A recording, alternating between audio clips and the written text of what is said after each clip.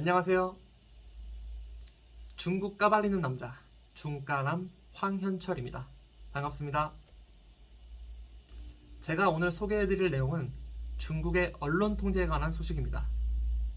요 며칠 중국의 원자바오 전 총리가 나의 어머니란 제목으로 쓴 글이 공개가 돼 중국 국내외에서 화제가 되고 있습니다. 국내 언론사에서도 보도가 되고 있는데 아쉽게도 정말 아쉽게도 원문 전체를 읽고 이해하고 쓴 기사는 거의 없는 것 같습니다. 역시나 역시군입니다. 지금 이 글이 화제가 되는 이유는 전직 총리가 쓴 글이 줄줄이 삭제당하고 있고 중국어판 카카오톡인 위챗에서는 공유 자체가 금지되고 있기 때문입니다. 그러면 도대체 왜 이 글에 어떤 문제가 있길래 삭제를 당하고 있고 공유 자체가 금지되고 있는가를 보면 저는 전문을 다 읽어봤습니다.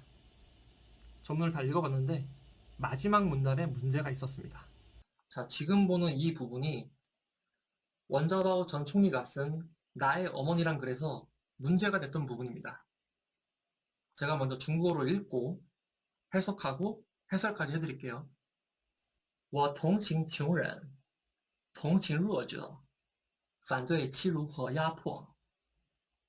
我心目中的中国应该是一个充满公平正义的国家，那里永远有对人心、人道和人的本质的尊重，永远有青春、自由、奋斗的气质。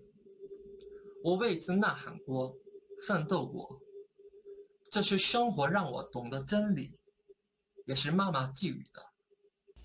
제가 번역한 부분 같이 살펴보겠습니다. 나는 가난한 자, 약자를 동정하고 모욕과 억압에 반대한다. 내 마음속 중국은 공평과 정의가 가득한 나라다. 그곳에는 언제나 인간에 대한 마음, 인간에 대한 도리, 그리고 인간 본질에 대한 존중이 있다.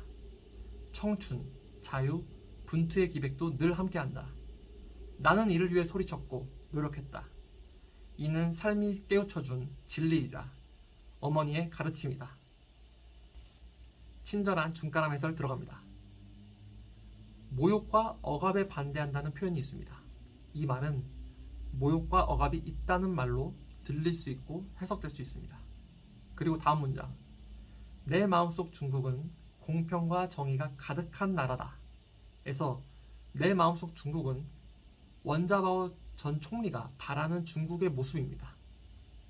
그러니까 현재는 공평과 정의가 가득한 나라가 아니다라는 말이죠.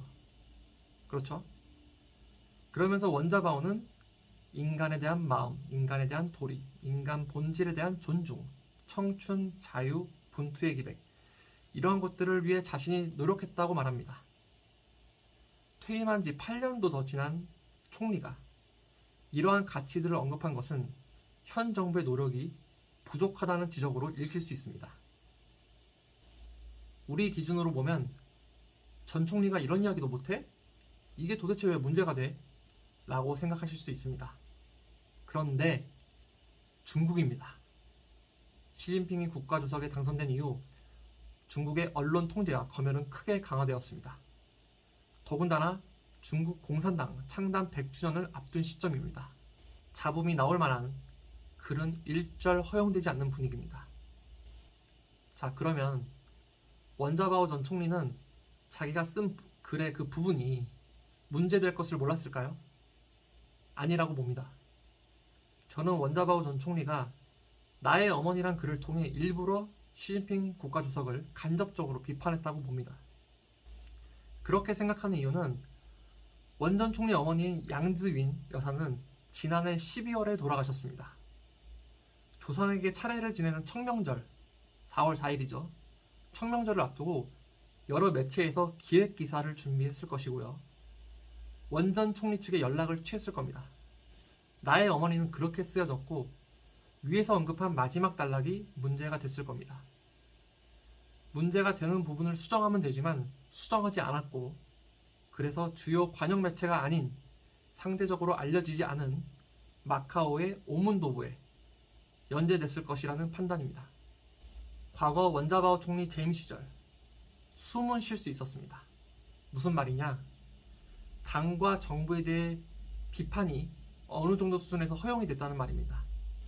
당시 중국에서 학교를 다니고 있던 저는 수업 시간에 교수님들이 당과 정부에 대해서 날선 비판을 하시는 것을 종종 들을 수 있었습니다. 물론 특정 인물의 이름을 거론하면서 비판하는 경우는 없었습니다. 그러나 들어보면 누구를 비판하는지 다 알 수 있었죠. 그러나 지금은 시대가 바뀌었습니다. 공개적으로 정부와 당을 비판하면 표적이 됩니다. 시진핑을 공개적으로 모욕하면 일단 잡혀갑니다. 표적 수사가 들어가고 갖가지 죄명이 쓰여지고 당적이 박탈되고 밥줄마저 끊깁니다. 대표적인 예로 런 대포라고 불리며 당의 쓴소리를 마다하지 않았던 런즈창 전 화이안그룹 회장이 있습니다. 런 전 회장은 시 주석을 벌거벗은 광대에 비유해 시 주석과 당을 비판한 글을 올려 지난해 7월 처벌받았습니다.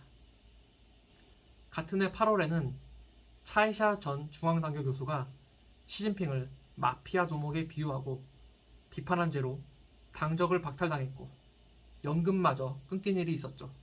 공교롭게도 두 분 다 공산당 혁명 원로 자제들입니다. 중국어로는 홍얼다이라고 하죠. 홍얼다이.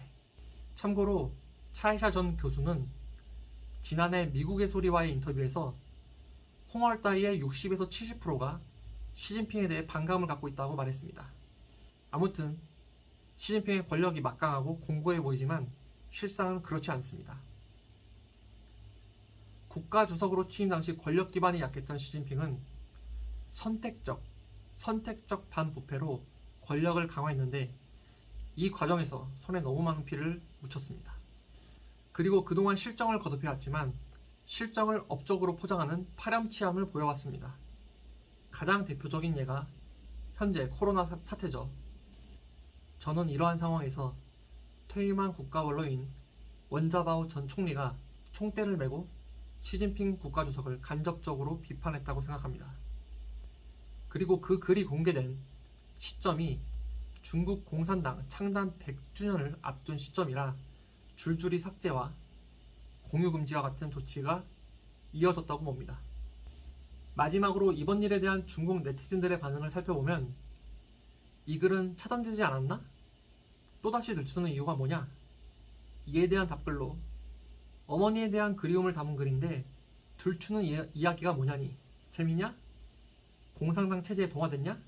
또 나같이 현실에 만족하지 못하는 사람은 마지막 문단에서 공감대를 찾을 수 있었다 등이 있었습니다. 오늘 영상은 여기까지 하겠습니다. 영상이 유익하셨다면 구독과 좋아요 부탁드립니다. 감사합니다.